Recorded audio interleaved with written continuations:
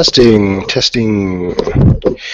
We are 1 minute away from starting the lecture. Is anybody online? I don't see that anybody's online. Maybe nobody's going to watch today. Entirely possible. In which case, I'm talking to myself. That's great. Starting in 2 seconds. And we're live. All right. Well, welcome, students of hss4331. You can hear YouTube in the background. Testing. Okay. Sorry about having to do it over YouTube today. The problem is I hurt my back because I'm an old, fragile man, and things just break. And I'm heavily medicated, by which I mean I'm drinking my gin. Gin and tonic is, of course, the drink of global health specialists, because tonic water is a way to get quinine, which is a prophylaxis against malaria. So hey, here's to quinine in global health.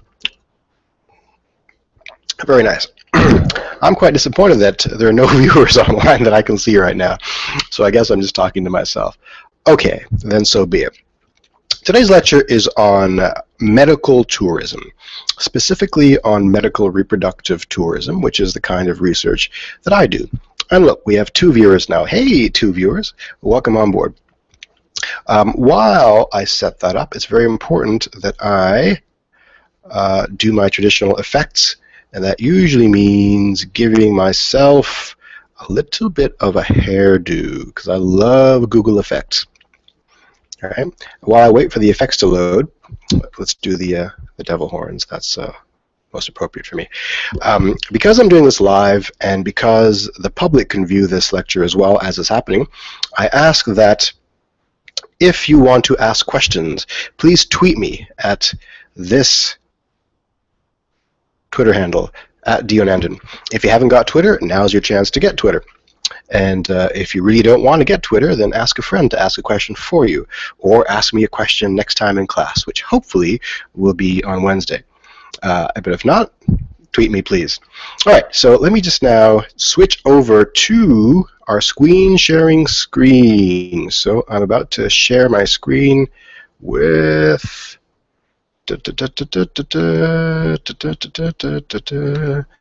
you. 1 second here. 1 second.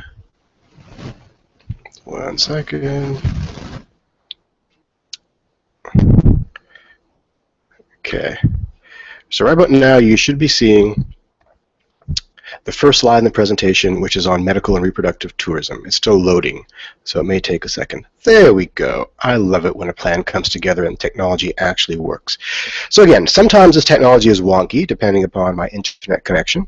So if for any reason the technology fails, just someone tweet me and let me know that you can't see the slide, or my voice is cutting out, or something like that, and we'll take it from there. So we are talking about medical and reproductive tourism today. This is a piece of my own personal research, and my PhD was in epidemiology, and my thesis was looking at ways of predicting which kinds of women would succeed at in vitro fertilization.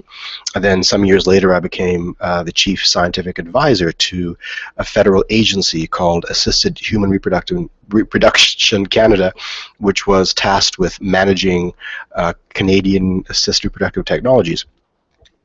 And since then, when I became a professor, I started the process of investigating this thing called reproductive tourism, which we'll talk about today.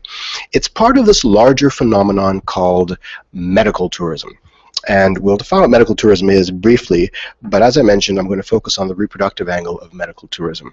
The important part here is, I believe, it represents an important conflict between medicine and globalization, and that presents an opportunity to examine the importance of philosophical moral frameworks. And that's kind of one of the opportunities with the expanding world and the globalized economy, and the way that health and development are conflicting with existing institutions, is ultimately we need to rationalize and rectify the nature of conflicting moral frameworks.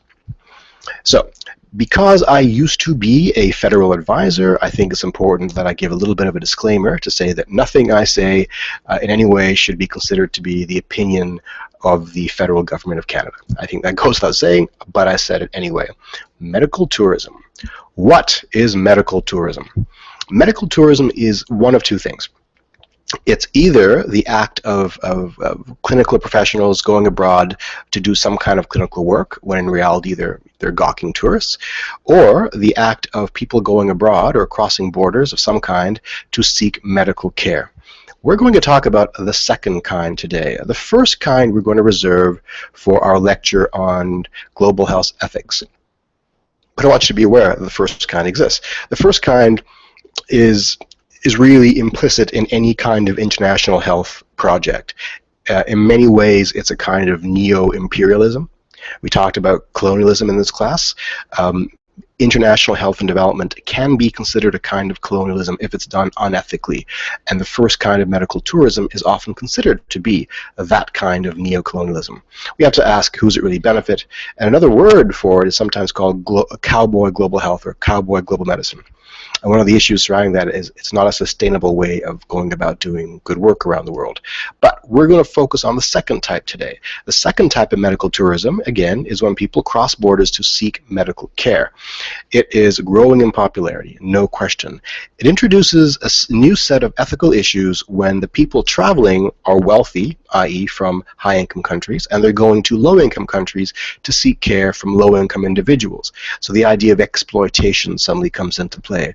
At what point is taking advantage of differences in prices and differences in power and differences in desperation? At what point does celebration of autonomy become exploitation of opportunity? So it's growing in popularity, without a question. It's a multi-billion-dollar industry, and sometimes it's tied to other tourist activities. For example, you can go to a country to get your teeth done or your eyes checked at a fraction of the price you'd have it done here, and while you're there, why not line a beach? Why not go on a tour? Why not stay at a fancy hotel that you probably couldn't afford while you're here?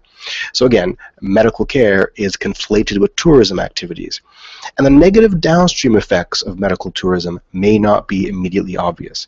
On its surface, it seems like a win-win scenario. If you can go to India to get your teeth cleaned for a fraction of the price, well, hey, it's great for them. They get the money from you, and it's great for you because you get to spend a fraction of the money. What's the downstream problem? We're going to explore some of that today. There are all kinds of different types of medical tourism. I've listed four of them here. There's surgery tourism. That's when you go abroad to seek surgery. And common ones include hip replacement, that kind of thing, or cosmetic surgery, things that aren't of a pressing time concern. If you have to wait 5 to 10 years on some kind of ridiculous waiting list here to get your hip replacement surgery or your nose job, why not spend a few more dollars and go to Vietnam or Thailand or India, have it done quickly? There's transplant tourism. Now we get into a bit more of an ethical quandary. That's when you go to other countries to seek out organs. Now, if you need an organ here in North America, you get put on a list, and they actually vet you to see how deserving you are of an organ. If you need a lung, for example, and you're a lifetime smoker, you're not very deserving. If you need a liver and you're an alcoholic, you're not very deserving. On the other hand, you can go to another country and purchase these organs illegally, usually from some agency. So that's a kind of medical tourism. And I'm horrified. Every week, one of these transplant agencies tries to add me on LinkedIn, and they're always kind of anonymous and say, hey, we can help you find that kidney you're looking for. And I have to take a shower immediately after I get that kind of email. It's pretty horrible. There's a thing called abortion tourism. That's when people cross borders to get abortions. So if you haven't got access to that care, that kind of care in your jurisdiction, then you're compelled to go elsewhere for it. You can think of all kinds of ethical analyses surrounding that particular endeavor, right? So you're bypassing the local values of your jurisdiction. On the other hand, if you need medical care of a certain type and your jurisdiction isn't providing it, then your rights are being infringed upon.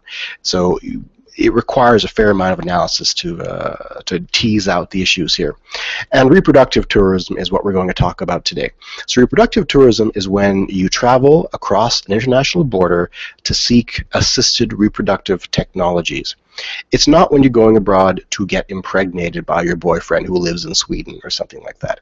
It's when you have to go to actually purchase services from a clinic or from an individual that you probably couldn't get here or can get more cheaply abroad. And the kinds of technologies you can purchase we're going to go through today, ending with maternal surrogacy, and that's the one that brings up most of the ethical issues, again, that we're going to go over. So when we talk about medical tourism, and in particular reproductive tourism, it's important to keep in mind some of the connotations that the words tend to have. It's hard not to talk about tourism, and tourism that's not simply about taking pictures of mountains, without also bringing up the idea of sex tourism. Right, so this particular ad here is attempting to discourage child sex tourism, which I think we all agree is a bad thing. So anytime we have frivolous attributes or motivations attached to the crossing of borders, it tends to bring up the spore of this kind of activity. Or this kind of activity. This was a case in Toronto a few years ago where a particular doctor was illegally extracting kidneys from people and selling them to other individuals, right? So it was a kind of forced transplant tourism. So that's a kind of horror situation that we don't want to encounter. But with medical or reproductive tourism, what we're talking about here is infertility. And yes, it was a musical. It was the musical It's Hard to Conceive. Yeah? Get it? Joke? Maybe? No? All right. So, before I go into it, there's a few papers you might want to read if this intrigues you, papers by me and my group. So the first is one we published this year, and that was a summary, a survey of the recent trends of reproductive tourism, looking at some of the ethical issues and some of the challenges for making health policy. We also did some work trying to develop a transcultural ethical framework. What does that mean? It means that when we analyze things ethically, we're doing so from frameworks devised historically in the West that celebrate autonomy and the rights of the individual. Is it possible that other cultures and communities may have another way of looking at things? Is it possible, for example, that if a procedure is done on you, maybe it's not just about you, but about your children and about your spouse and your community? Is it possible? Possibly. Depends on your particular set of values and the religious and cultural origins that you celebrate. So in this paper, we attempted to identify what are the important cultural issues that kind of confuse or conflate or confound analyses of the ethics of reproductive tourism. And we try to figure out where they overlap and what some of the common belief systems are. And lastly, here's an overall paper that summarizes the ethical concerns for surrogacy, which is the heart of what I'm talking about today. And this was I'm quite proud of this paper. It was in a BMJ journal, and it got a lot of attention. So I think that's a good way to start if you're interested in this topic. And lastly, we edited a book a few years ago that is free to download. It's called Traveling Well, Essays in Medical Tourism. And in this book, we look at all kinds of medical tourism, abortion tourism, surrogacy tourism, transplant tourism, everything. So if that intrigues you, follow the link and download the book for free. Okay, our story begins with infertility. Let me check my Twitter feed for a second to see if anybody's trying to contact me yet. Nobody's contacting me. I guess I'm making perfect sense. That's good. Good to know. So again, our story begins with infertility. We don't have good stats on who is infertile or what even constitutes infertility. There's actually two kinds of infertility. There's biological and social infertility. Biological infertility is when you cannot create a child with heterosexual biological sex. Social infertility is when circumstances of your lifestyle prevent you from being able to produce a family. What kinds of circumstances? Well, homosexuality. Same-sex couples can't naturally produce children unless a third party or technology is introduced. So in this slide, we talk mostly about the biological infertility. About 15% of couples will be defined as infertile, and really we tend to define it as 1 year of heterosexual unprotected sex that does not result in pregnancy. It says nothing about the intensity of that sex, nothing about the frequency of that sex or whatever it might be. It only measures people who are actually trying to be pregnant. Right? So if you're not trying to be pregnant, you don't know if you're infertile. So this is always going to be an underestimate. So a 1990 estimate held that over 1 billion women worldwide are affected by infertility. Was affected mean? I don't know. Affected can mean that they experience it or their husband is infertile. And again, it only covers people of reproductive age who have actually been diagnosed as infertile. We think this is on the increase in Western nations. Why do you think infertility might be on the increase in Western nations? There are lots of theories. Let's go through a couple of them. I love this picture. It's like the reasons for infertility. So the first is that obviously people are waiting later in life to have kids. The average age of first child for women in Canada has gone up dramatically since the 1930s when we started collecting this data, from late teens, early 20s to late 30s, mid 30s now, right? And so that's, the older you get, the less likely you are to get easily pregnant. The second is obesity and diabetes are on the rise, and those adversely affect pregnancy. And lastly, we're not sure how the environment is responsible. It's possible that soy products, for example, which are a kind of phytoestrogen, are messing with our endogenous hormone levels. It's possible that other kinds of environmental contaminants, like plastics, may degrade into some sort of hormonal mimic. We don't know, but these are the theories that are dominant right now. So if you're having trouble getting pregnant in North America, you can turn to a variety of technologies. So there are three main ones. There's IVF, the test tube baby, in vitro fertilization. There's IUI, or intrauterine insemination, the traditional turkey-based method. And there's ICSI, intracytoplasmic sperm injection. So let's go over some of these for a bit here. So on a list, well, there's no actual ranking here, so let's go through one by one. Fertility drugs are first choice. Clomiphene is one of them. You take a drug and you increase a woman will take the drug and she increases the number of oocytes that are maturing at a given time. So that's a very popular way of having multiple pregnancies. Then we have the IUI, the turkey-based method, IVF, ICSI, I'll define that in a second. Gamete donation is when you get sperm or egg from somebody else, and surrogacy is the last option. That's when you actually have a woman carry the child for you. Fertility drugs. I love this episode of The Simpsons. This is when they kept feeding Manjula clomiphene, fertility drugs, everyone did, and ended up with 8 kids. Anyone know what Manjula's favorite food, book, and movie is? Fried green tomatoes. There you go. So IUI, again, intrauterine insemination, that's the original method of assisted reproduction going back many, many decades, grossly called the turkey-baster method by those of us who are less circumspect and less polite. That's when you simply artificially insert sperm into the vaginal canal and you hope for pregnancy. IVF is the famous test tube baby technology. That's when you introduce the sperm and the egg together in a petri dish, not a test tube, but a petri dish, and you hope that some embryos or blastocysts form, you reimplant, and you hope that a few of them take. So typically they used to insert up to 5 or 6 and hope that you get 1 or 2 pregnancies out of it. The average came down to 3 insertions and you hope for 1 pregnancy. Now the technology is so well refined, you implant 1 embryo and you have a pretty high chance of getting 1 pregnancy. I have a question here. Amalite asks, do you think these services will be covered under OHIP? These services used to be covered under OHIP, and then they stopped in the early 1990s, and now there's a debate to bring them back again. So IVF in particular. And here's how the logic goes. If there are 2 kinds of logic. The first is the ethical argument. If you don't cover IVF under OHIP, what you're saying is that amongst the infertile, only the rich can reproduce. So that's a selective bias, first of all. The second thing is IVF can bias you towards having multiple births and low birth weight babies. If that's the case, that's a drain on the healthcare system because a low birth weight baby requires more intensive neonatal intensive care and can be a long-term drain on the healthcare system. So therefore, there's an economic incentive for people to implant more than 1 embryo to save money. With 1 procedure, you could implant 3 embryos, let's say, to hope that you get 1 child out of it. But you run a heightened risk of getting a multiple birth and therefore a low birth weight baby.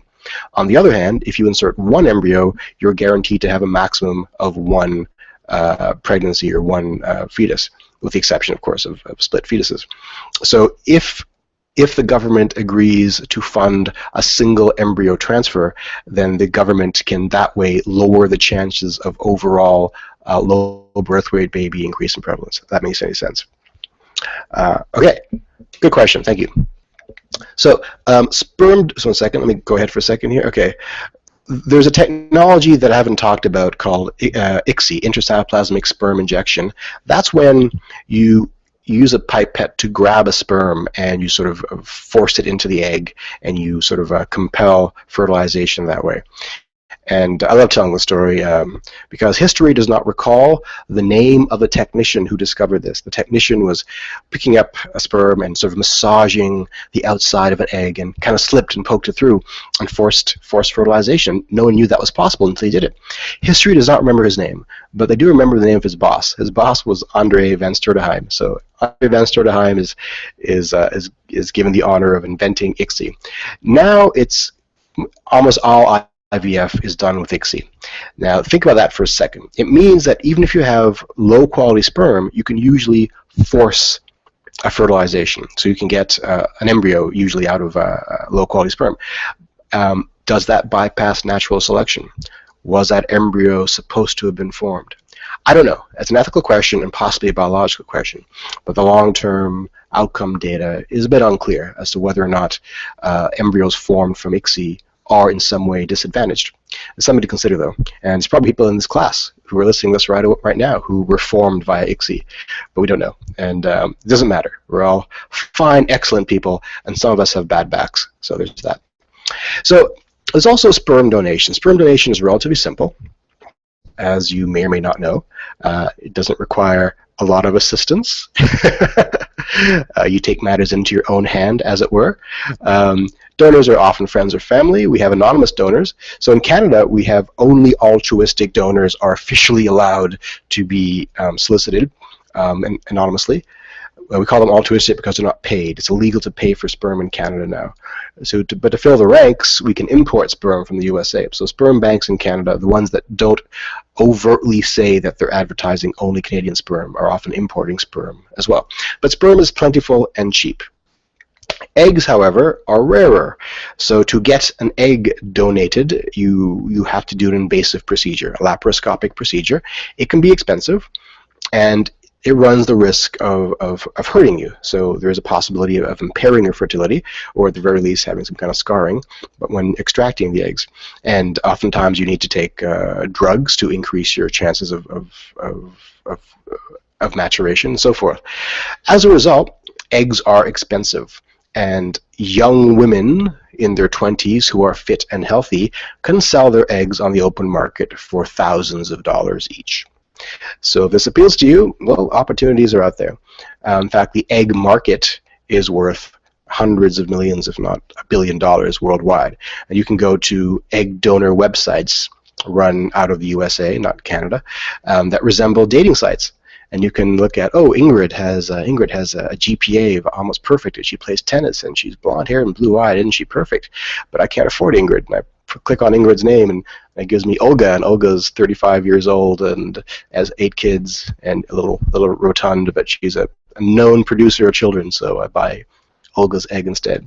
Anyway, that interests you, Google egg donation websites and see what comes up. It's actually quite fascinating.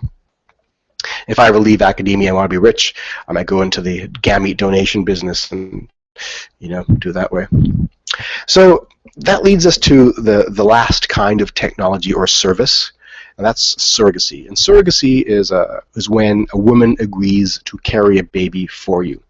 There are two kinds of surrogacy. There's traditional surrogacy and gestational surrogacy. Traditional surrogacy is when she uses her own egg. So you, the commissioning couple, is only responsible for providing the sperm, and she impregnates herself, comes to term, and gives you the child. Gestational surrogacy is when you provide the embryo.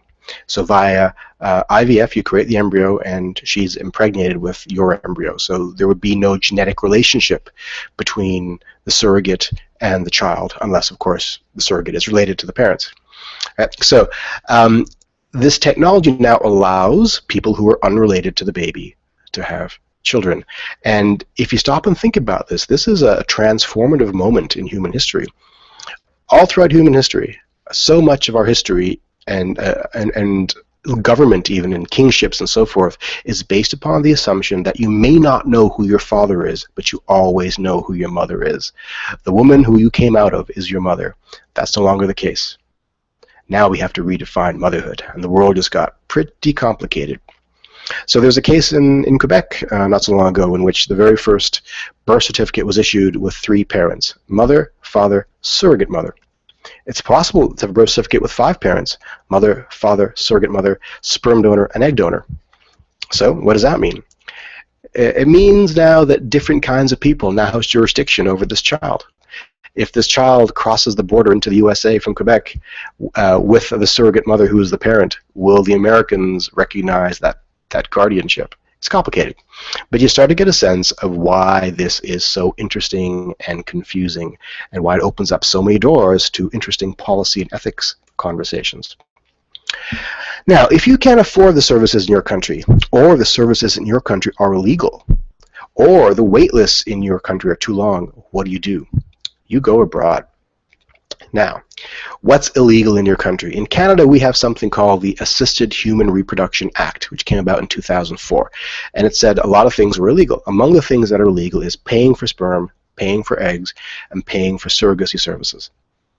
Why? Well, you can debate whether or not you agree that things should or shouldn't be illegal. But the argument goes that human tissue and the products of the human body should not be commoditized. Because then you're just selling off the human body and you're producing a market for human body parts. So it was deemed by the Parliament of Canada to be contrary to the values of Canadians to monetize human body parts. Again, you can disagree with that, but that's the path that we have taken. Other countries have not taken that path. So if you want to pay for these services, you go abroad. So a friend of mine did this quick analysis back in 2008, looking at where the clinics are around the world that offer these services. And they found that, look at this graph here. We've got, North America, there are a few hundred. In Latin America, there's a handful. In Africa, there's a handful. And by the way, the numbers across the board have gone up dramatically. Look at India. She found 580. It's well into the tens of thousands now. Right? So India is the champion of providing diverse services and reproductive technologies. So again, back to definitions. Medical tourism is the travel of consumers from one jurisdiction to another to purchase health care. Reproductive tourism is when you travel from one jurisdiction to another to purchase clinical reproductive services. Let me go back for a second. When we send the tissues without us, that doesn't count in this analysis, just when people travel themselves. When would you send tissue? Well, there's something called PGD, or pre-implantation genetic diagnosis. This is a new kind of technology where we create a blastocyst from a sperm and an egg, you clone the blastocyst, and then you disassemble the clone to look for genetic markers for things like Huntington's disease or Tay-Sachs disease. If you find out that the clone has these qualities, then you can choose not to implant the original blastocyst and avoid having to abort it later. So in many ways, PGD prevents us from having to abort fetuses. Okay, so that's a good thing. On the other hand, PGD allows us to test for things beyond genetic markers of disease. We can test for eye color, for hair color, for height even, definitely for sex. So PGD opens the idea of eugenic testing, and that's a problem. So right now in Canada, we don't have a lot of PGD clinics. So if you want your tissues tested, you send them to the U.S. lab, and they will send them back, via FedEx. Seriously, it comes by a courier. So that's a case where the embryos or blastocysts are traveling on their own across borders. I don't count that as reproductive tourism yet. That's a different kind of service. More definitions. I mentioned here Assisted Human Reproduction Canada. That was the agency I was consulting to as the chief scientist. ARC was responsible for the Canadian management of reproductive technologies. ARC no longer exists, and the reason for that is the Quebec government posed a Supreme Court challenge on the legitimacy of both the Assisted Human Reproduction Act and the existence of ARC, and they won. The Quebec challenge was based on the very rational observation that healthcare is a provincial matter, not a federal matter, and the AHR Act is a federal act, and ARC presumes to implement federal health policy, and they won. As a result, ARC no longer exists, and much of the Assisted Human Reproduction Act was modified. So, even so, back in the day, we preferred to use the term CBRC, or cross-border reproductive care, rather than reproductive tourism. Several writers prefer to use the term reproductive exile, rather than reproductive tourism. Can you imagine why that is? Why would you prefer to use these terms rather than reproductive tourism? The answer is that anytime you have the word tourism, you are introducing the idea of frivolity. This is not something to take seriously. But we want to get across the idea that, yes, this is something we take very seriously. I still call it reproductive tourism because why not? But I understand that others would call it CBRC or reproductive exile. And it's possible for people from low-income countries to travel to other low-income countries to purchase these services. But for today's purposes, we're going to focus on instances when high-income individuals travel to low-income countries for these services. And we're dealing almost exclusively with instances of surrogacy, not just of IVF. So why do people go abroad for services? Well, obviously, the number one reason, reduce cost. The second is that they're able to get services that are unavailable or illegal. Things like paying for surrogacy and cutting ahead of line, and things like maybe even sex selection. It's entirely possible. Are there ethnic considerations? What does that mean? Well, I'm a brown man, I'm an Indian man. Is it possible that I prefer, if I'm going to hire a surrogate, that I want to go to India to get an Indian surrogate? It makes no sense. The child will be mine genetically anyway. What does it matter, the race of the surrogate? But it's possible that people are thinking that way. Maybe there are aspects of factors relating to the perceived nature of a destination culture. What does that mean? Well, is it possible that people view poor women in a place like India as ideal carriers of their children? Think about it for a second. If you're thinking about potential people to carry your baby, you have a runaway in Toronto, or you have a poor village woman in India. The stereotypes you have about the young dispossessed woman in Canada would be that she's probably a partier, she's probably on drugs at some point, she probably doesn't take good care of herself.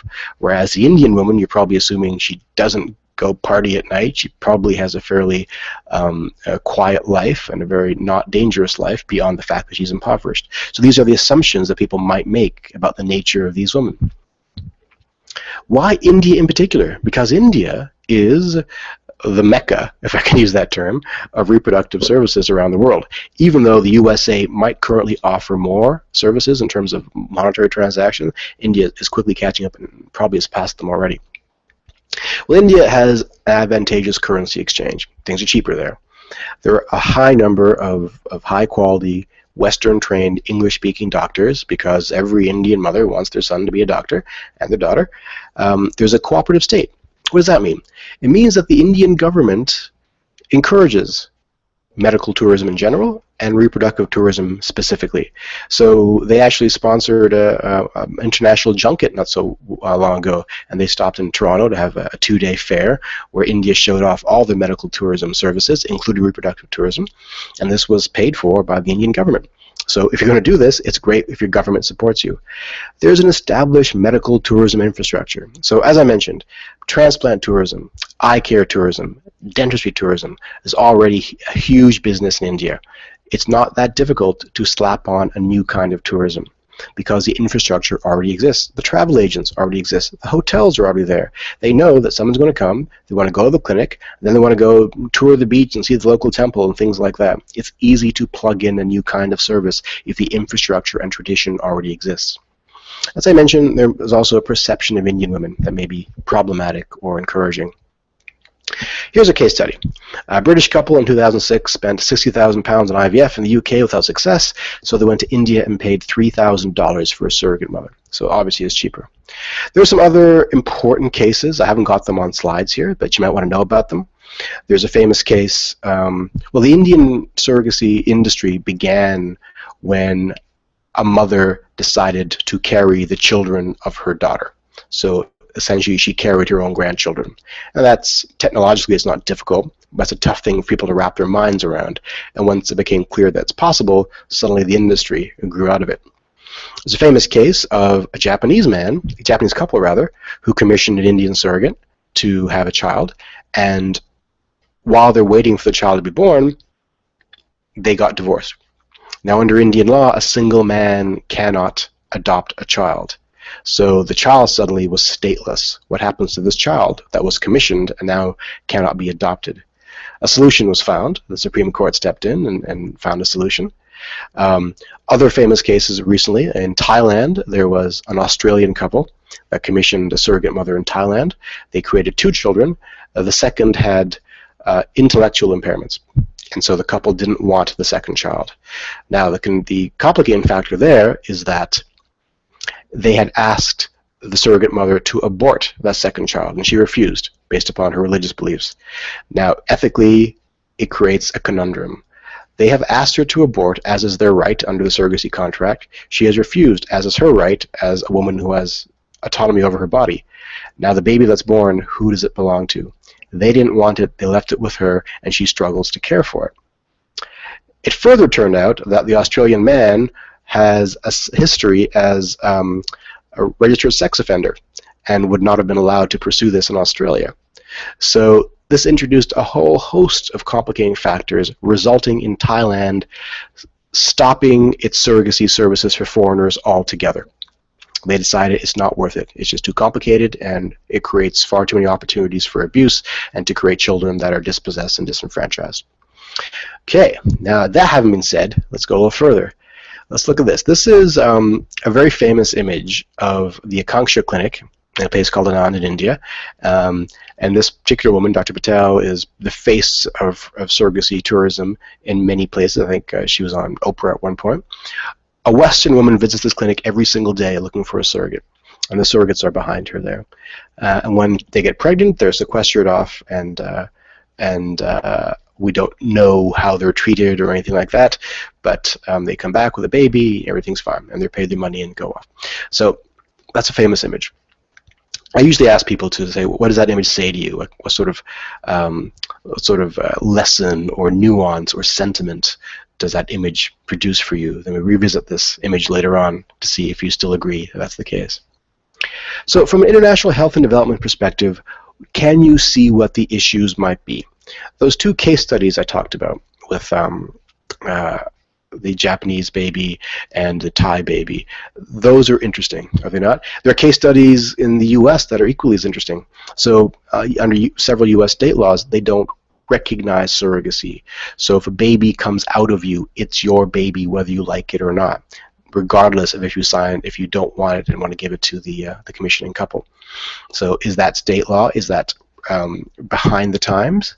Is it ignorant of technology, or is it ethically sound? It's hard to say. In India, surrogate gives up all rights to the baby on the moment of delivery. In other countries, you have several months, if not years, as a surrogate to put in some kind of claim to parenthood if you change your mind. So the laws are becoming quite interesting, and do they reflect the values of the population, and do they reflect the times? Let's go through some of these.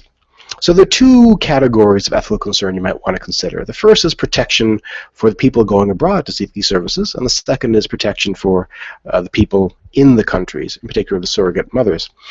So when I was with the federal government, we actually sought to develop policies for number 1, to protect people going abroad. Obviously, we cared about number 2 as well, but that was beyond the purview or our mandate. So we sought to see what can we do to prevent Canadian couples traveling abroad from being exploited by quacks or disreputable and dishonest caregivers. But the second, I think, is ultimately more interesting because it's probably the more vulnerable group. Most of the ethical issues spring from a nature of informed consent. And when we talk about the ethics in global health in our next lecture, next week, we're going to go over this in more detail. But informed consent isn't simply the idea of getting a patient to sign a paper saying, I agree to this. Informed consent is a communication process where the fullness of risk has to be expressed. And how we define risk is going to be problematic. So informed consent isn't just telling the patient what you intend to do, it's also deciding what constitutes risk. Is it just biological or physical risk? Is it also social and emotional risk? So consider the possibility of a surrogate mother being ostracized by her community. How would that happen? Well, there is a case of a surrogate mother in India carrying the child of two homosexual Israeli men, and when her neighbors found out about this, they weren't too pleased, and they cast her out of the village. So that was a social risk. Or we have instances of the husbands not fully understanding the technology, and at the end of the day feeling as if their wives are cheating on them because they are carrying the children of other men, even though no sex was involved. And that is left to either a domestic abuse or at least the dissolution of marriage. That's a social risk and a physical risk and an emotional risk. So we need to redefine what risk means. And what's the clinician's responsibility to make sure the patient understands? We say it's the clinician's responsibility at maximum, that you must make every effort to make sure that your patient understands these risks. But when there's a language barrier, a culture barrier, a power barrier, and a financial incentive to participate, it gets pretty complicated pretty fast. I'm going to skip this a bit here. So I love showing this picture. This is a picture of Dr. House and his minions. If you ever watch House, you know that House is the epitome of arrogance in medicine. He tells his minions, go and get me consent. He doesn't say, go have a conversation about informed consent, because he knows best. He's going to do to that patient whatever he wants, and it's getting informed consent is simply one more administrative barrier to doing what he knows is right. That's not ethical behavior. Here are some of the issues that come up if you look at surrogacy tourism, or medical tourism in general. The first is the misdirection of financial resources. If you're going abroad to seek care, you're spending your money there rather than here. In Ontario, we have a kind of a social contract that assumes that because you're paying taxes into a system, the system will be responsive to your needs, and there's a kind of covenant between the users and the providers of service. The second you go elsewhere to give service, you're being a bit infidelitous to the system. It can be argued, and maybe you're denying payment into the system that should have been happening here. The second is misdirection of medical resources, and this is probably a bit more profound and obvious. Let's say you're in India, and you have a clinic that provides some kind of care to foreigners. Let's say it's surgical care to foreigners coming in and paying top dollar. You're giving them extraordinarily good services. You were trained by an Indian medical school that was paid for by Indian tax dollars. Why are these services not being given to Indians? Did they not invest in you with the expectation that the return on investment would be that you would give them medical care? So if you take that investment and turn around and make money for your own personal enhancement, is that not a misdirection of medical resources? Is that not a violation of the social covenant involved in taxpayer subsidized medical school? Entirely possible. Is there a solution there? Well, some people attempt to create a solution where they say that up created from medical tourism must go back into the community somehow. All right. There are implications of insufficiency, meaning that the very fact that you have to go abroad to seek care means there's something wrong locally. The system's broken. And the medical tourism option is simply a safety valve that lets us know, you know what, the system is not optimal. We need to step in and do something. Criminality. If you are seeking service abroad to bypass a law locally, is that not criminal behavior? I don't know. I'm posing the question. We have instances in the past where we've decided that certain crimes are so heinous that even if they are legal abroad but illegal here, and you commit them abroad and they're not illegal there, we will still prosecute you. What kind of crimes? Mostly sex crimes against minors. So there's I think it's called the USA Act, and I think Canada has a similar act that says that if you go abroad to purchase the sexual services of a child in a country that allows it, and you come back here, you will be prosecuted. So whether or not this conforms to international law, I don't know, but we have that that precedent. If that's the case, if we deem sex selection, for example, to be illegal, and you go abroad, choose the sex of your child, should you be prosecuted? It's unclear. There's a famous case in abortion tourism, and I forgot which two countries were involved. So women were crossing the border into another country to get abortions, and On the way back, they had gynecologists at the border who were examining women to see if, in fact, they had had abortions. And if they had, they were then prosecuted. Obviously, that was not a sustainable solution. Obviously, that was wrong. So that's what we're dealing with here is if we have decided that something is against the values of Canadians sufficiently to criminalize it, why do we tolerate it when Canadians go abroad to practice these things? I don't know. I'm not saying what's right or wrong. I'm just saying this is one of the issues. Quality control is an issue. So how do we have control over the quality of care given to our citizens as they travel abroad? I mentioned the robustness of informed consent. Are risks adequately represented? For example, do you know what the probability of having multiple birth is? Do you know that you will be faced with the possibility of having an abortion? If that's against your particular value system, you must be prepared for that. Do you know you run the risk of being ostracized or having your marriage threatened, etc.? The adoption standard is something that's kind of interesting. So if you think about adoption, adoption is a case where a parent wants to acquire a child and the state steps in to make that happen. That child already exists. Now, because the state is allowing or providing the process by which the parent can have the child, the state is now morally responsible for making sure that parent is capable of being a good parent. So they check you for your financial robustness. They check you to make sure you're not crazy, you haven't got a criminal record, you've got a home that's child-friendly, that kind of thing. So adopting a child in Canada is very complicated and difficult. Would the same standard apply to assisted reproduction? If you can't have a child on your own and you require a clinic or the state, some kind of third party, to step in and help you have a child, is it therefore not required of that third party to make sure that you are a good enough parent, whatever that means? Again, I don't know, but an argument is often made that the adoption standard should be put to reproductive technology as well. Coercion is an interesting case. So coercion can manifest in many ways.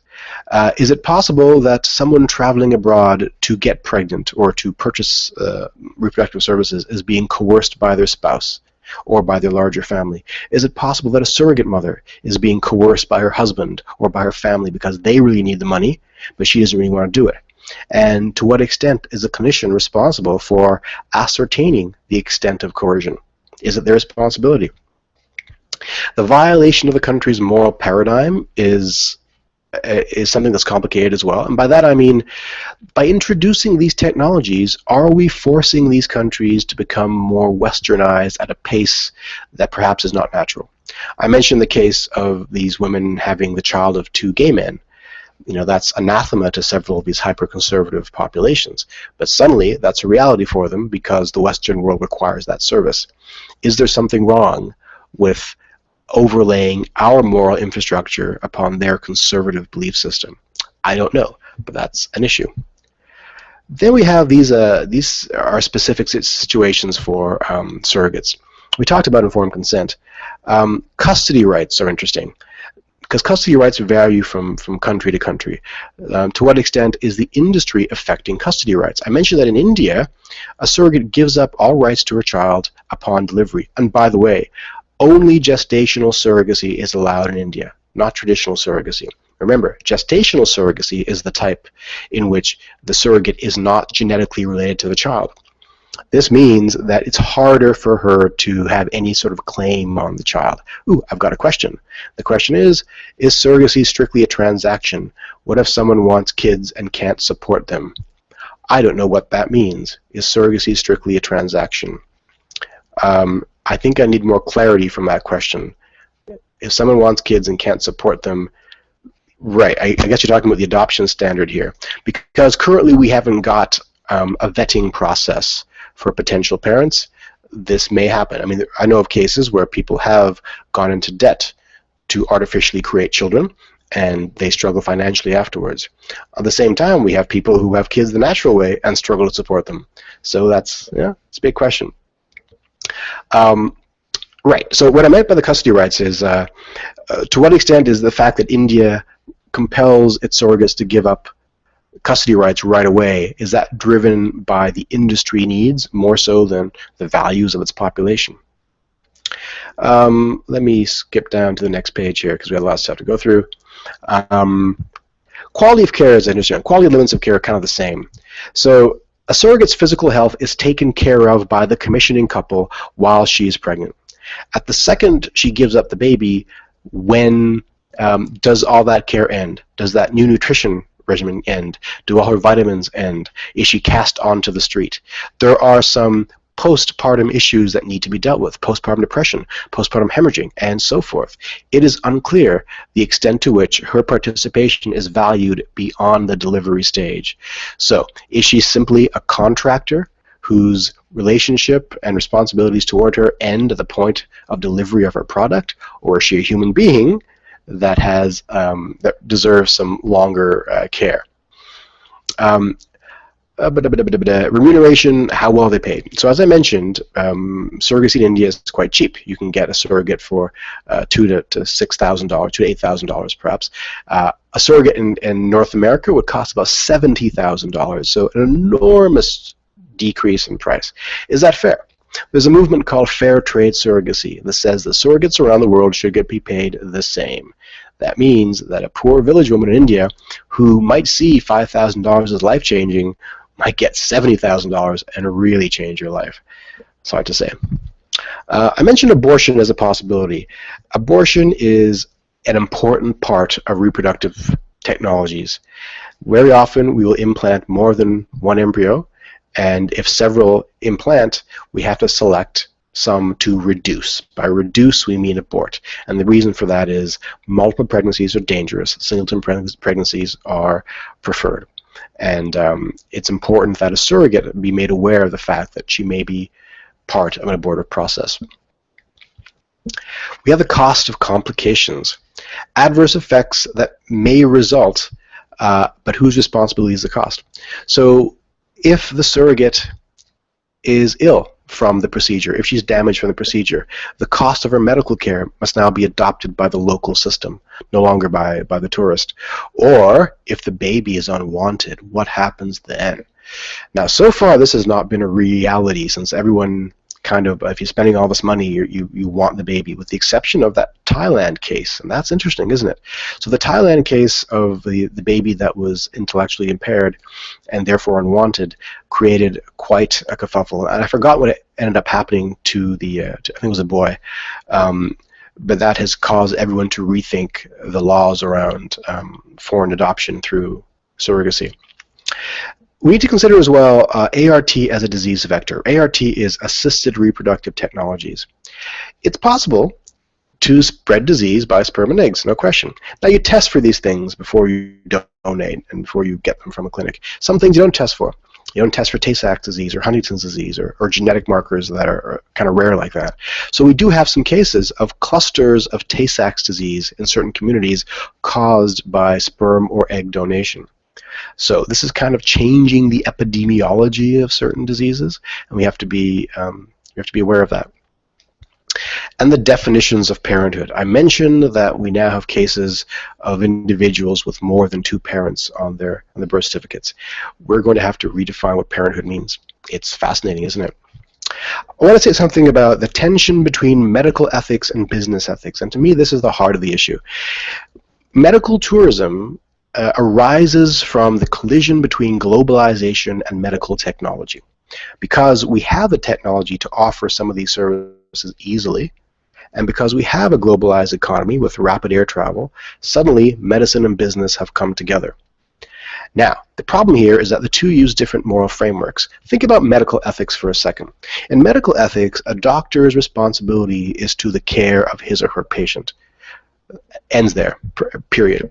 In medical ethics, it's a bit more difficult. With medical ethics, when business ethics, it's more difficult. In business ethics, there's a negotiation. So if you and I are entering into a business negotiation or contract, I must have, fair negotiation. I'm not going to lie to you. I'm going to show my numbers as best I know them. I may conceal some things for you. I'm only responsible to my shareholders and my partners.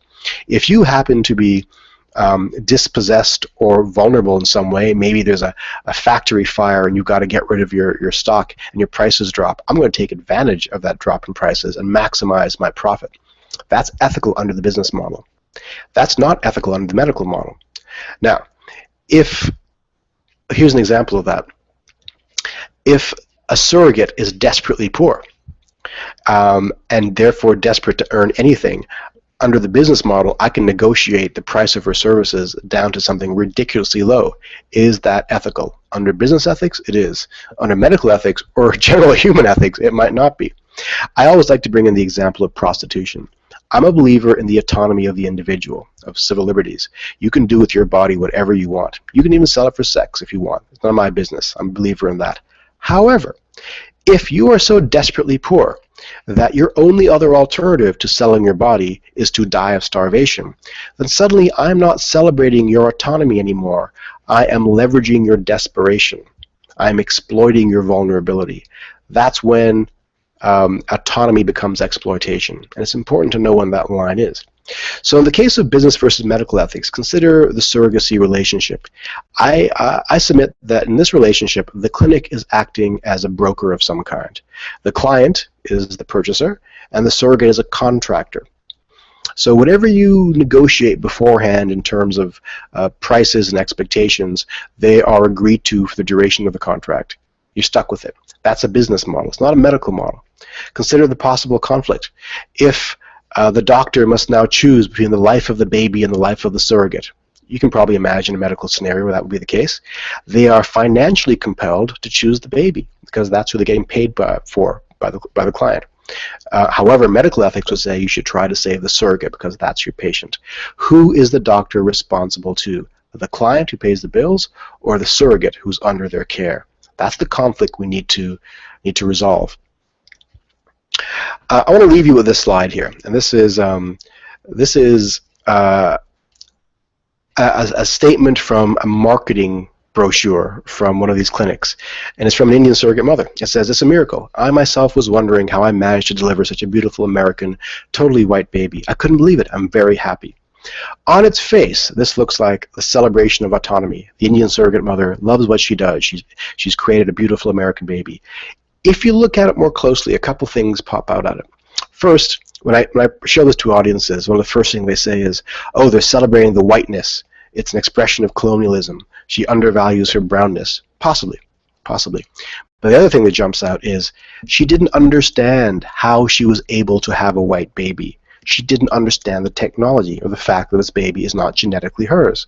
Clearly, informed consent was not in play in this case. Right? So I don't know what to leave. I'm going to stop that presentation there and go back to my smiling face. Hey, smiling face. There I am. Hey! We have 8 viewers. Really? Only 8 people watching? So I'm going to leave you with a couple of important thoughts. One is this is not an extensive phenomenon. It is, in India, a $500 million industry.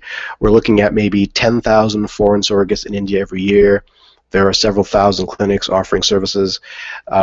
It's not vanishingly small, but it's not enormously important. Where it is important, though, is how we deal with the ethics of surrogacy and reproduction ultimately tells us how to deal with other kinds of problematic issues. Because surrogacy and reproduction technologies deal with life, death, family, identity, all those rich and wonderful things. So if we can manage to navigate the ethical minefield that is this, then it helps us figure some other things out as well. All right, I'm going to leave you wonderful 8 people there. 8 out of a class of 100. Interesting. And we'll see you on Wednesday when we have a guest lecture from Dr. Anne McCarthy. Good evening. Da, da, da, da.